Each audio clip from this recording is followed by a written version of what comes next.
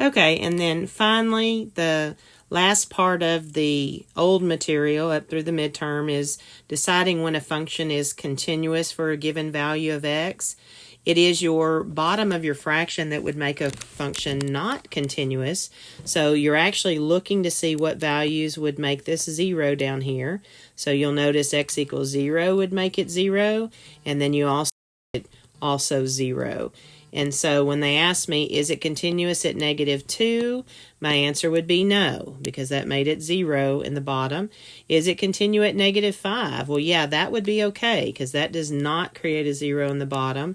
And then finally, is it continuous when x equals 0? That would be another no, because it creates a 0 in the bottom of that fraction. Okay, so starting with question 19 on your review, this is where the new material starts. So we first start out just looking at when a graph is increasing versus decreasing. Increasing simply means the graph is going up, and as we describe the intervals, we go left to right. Decreasing is when it's going down. So I'm always going to look at it left to right. So starting here, when you've got that arrow, that means it just keeps going. And you'll notice that we're increasing until right there. And so that would be an x value of 1. So the first interval that would describe my increasing goes from -infinity to 1. And we don't ever include 1 because 1 is actually where it changes over. So we use parentheses there. And then if you look again, it's going to start increasing again right here and then go up with the arrows. So if I look at my x value, that started to increase at 3 again and then went to infinity. Now in terms of decreasing, I'm looking at when the graph is going down. So at 1, my graph started turning down and then it went down until x was 3. So I would describe that interval as from 1 to 3.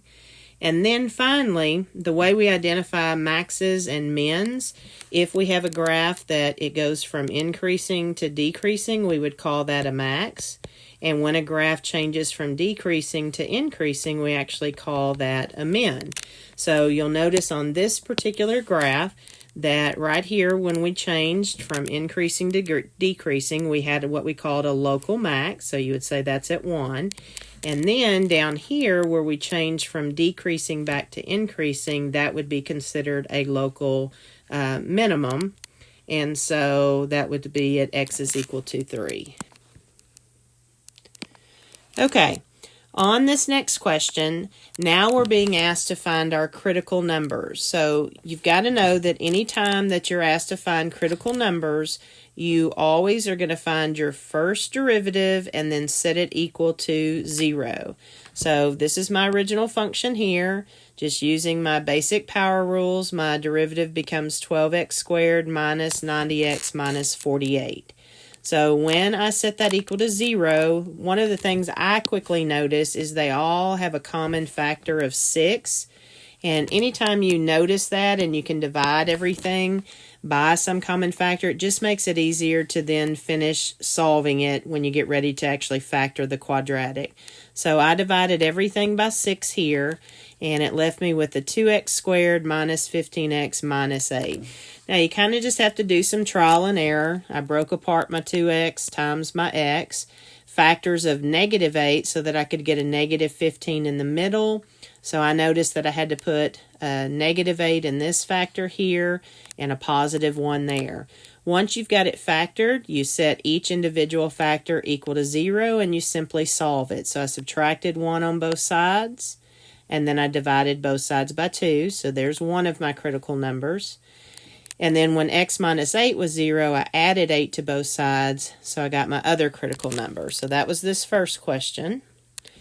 Now, to figure out where your intervals are increasing and decreasing, I like to do this number line here. So I like to put my critical numbers on a number line, kind of partition the number line, and then you're just plugging in values that are within each region on that graph. So I needed something that was smaller than -0.5, so I actually chose -1. And it's important you're plugging these into your first derivative. So remember, my first derivative right up here at the top was the 12x squared. So I'm plugging in -1. You can get on a calculator at this point if you want, but you at least need to show me that you plugged it in. And we really don't care about the fact that it's 54. What we mainly care about is that it's a positive number, because when that's a positive number, that tells you the graph is actually increasing on that interval. Okay, so when I looked in between -1/2 and 8, I just decided to use x equals 0. I use that anytime it fits an interval because it's the easiest to plug in. And again, we plugged it into our first derivative, simplified, and I got -48. So what matters is the fact that it's negative, which means the graph is decreasing on that interval. And then finally, I needed something that was bigger than 8, so I just simply decided to plug in 10.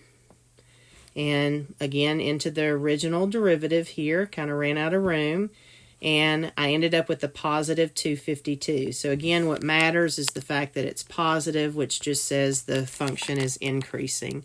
So on my increasing intervals, we say that it started at -infinity and went up to -1/2, and then also started again at 8 and went to infinity. When I'm looking at my decreasing interval, that's the one here in between. So we're saying that it started at -1/2. Let me get a different color.